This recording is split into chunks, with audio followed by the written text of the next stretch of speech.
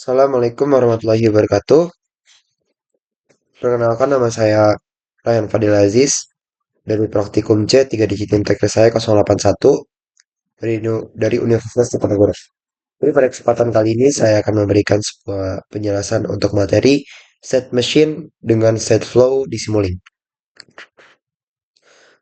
Next slide kita akan masuk ke pengantar state machine atau state flow. Nah, di sini aku akan sedikit menjelaskan yaitu terkait state machine and flow.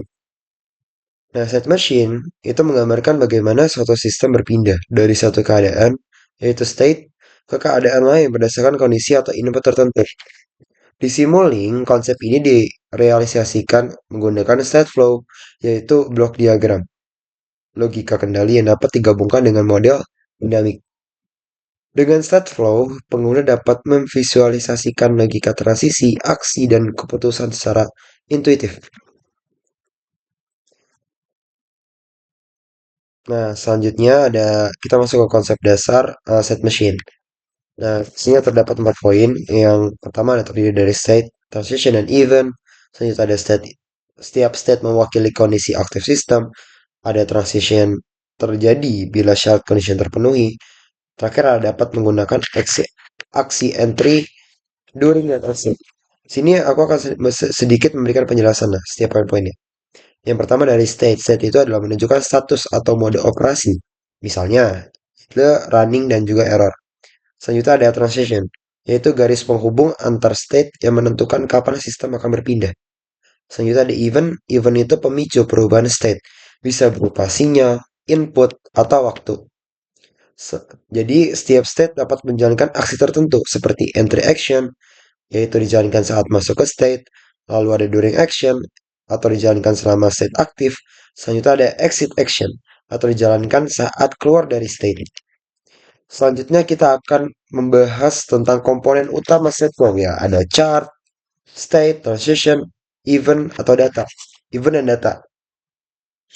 Nah, aku sedikit repeat lagi penjelasannya. Sebuah state flow chart terdiri dari beberapa komponen penting kan ya. Pertama ada state, menunjukkan kondisi operasi sistem. Kedua ada transition, yaitu menunjukkan logika berpindah ke antar state gitu. Selanjutnya ada event. Event itu digunakan untuk memicu transisi. Data digunakan untuk menghitung atau menyimpan nilai selama simulasi. Jadi gabungan semua komponen ini membentuk logika kendali dinamis yang bisa diuji langsung di Simulink. Selanjutnya kita akan masuk ke contoh implementasi di Simulink. Yang pertama Anda gunakan blok set flow chart di Simulink library browser. Yang kedua ada tambahkan beberapa state dan transisi. Selanjutnya Anda gunakan kondisi logika, yaitu if, else, atau even, untuk mengatur perpindahan. Selanjutnya ada jalankan simulasi untuk melihat perubahan dari state. Penjelasannya ada langkah umum kan. Yang pertama untuk buka Simulink dulu, ke library browser, lalu ke state flow chart gitu. Lalu tarik blok atau chart ke workspace model gitu. Tambahkan state seperti idle, run, atau stop. Lalu hubungkan dengan transisi menggunakan kondisi, misalnya 1 untuk start, lalu stop untuk 1. Jalankan simulasi dan amatilah perubahan kalian secara visual di animasi state flow. Nah, kita akan masuk ke contoh case. Contoh case-nya ada sistem lampu lalu lintas nih. Ada 3 poin. Pertama, 3 state utama, merah, kuning, hijau. Transisi berdasarkan waktu atau timer. Yang terakhir ada menggunakan aksi entry dan exit. Nih, aku akan memberikan penjelasan ya. Jadi, sistem lampu lalu lintas itu bisa dibuat dengan 3 state kan. Merah, aktif, 10 detik. Hijau, aktifnya 10 detik. Kuning, aktifnya 3 detik. Gitu. Transisi diatur menggunakan timer. Misal, after 10 per second gitu. Jadi simulasi menunjukkan bagaimana lampu berganti otomatis sesuai waktu. Contoh klasik dari penggunaan set flow berbasis waktu di set flow gitu. Nah, kita akan masuk ke kelebihan penggunaan set flow nih. Nah, untuk kelebihan itu merepresentasikan visual logika kompleks, mudah dimodifikasi dan diuji, terintegrasi dengan sistem dinamik Simulink, cocok untuk sistem embedded dan kontrol otomatis gitu. Jadi set flow ini mempermudah pemodelan sistem yang dimiliki banyak kondisi dan perubahan satu secepat gitu. Penggunaan bisa langsung melihat, mengedit, dan mensimulasikan logika tanpa harus menulis kode panjang.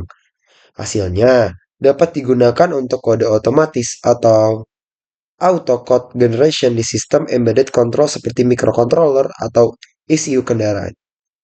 Kita masuk ke slide yang terakhir. Ada kesimpulan. Kesimpulannya, set machine adalah model logika berbasis keadaan. Set flow ada alat disimboling untuk implementasi grafis, efektif untuk sistem kendali logika kompleks, lalu mudah diintegrasikan dengan model fisik. Yang dimana penjelasan singkatnya adalah dengan set flow, desainer sistem dapat memadukan model dinamik atau fisik dari simulink dengan logika kontrol cerdas berbasis set machine.